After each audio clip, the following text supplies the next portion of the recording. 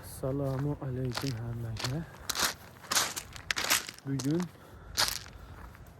Pohang shahrining eng chekka quruqlik nuqtasiga yetib keldik. Undan buyog'iga dengiz, undan buyog'iga yer yo'q. Xo'p. Odamlar o'zi ertalabda sahar keladi quyosh chiqishini ko'rishga. Biz kech payt ham kelib qo'yamiz. O'zbekmiz-ku. Farqi yo'q bizga. Voy, quyoshni mana shu yerda kutib olsa jab bo'lib beradi-yu.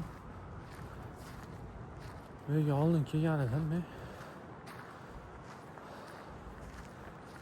kech payt ishlasa ko'rinmaydi-da, dengizni ko'rish kerak. Mayoq aylanib turibdi, mayoq. Shunaqa gaplar. Hozircha qisqa video bilan kifoya qilamiz shekilli. Iskandar aka kech payt kelyapmiz Bekka. Zo'rda hech kim yo'q.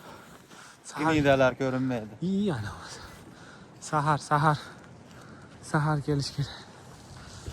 YouTube'ga video idom bu. Yomon gap emas u. Obunachilardan uzr so'rab beramiz.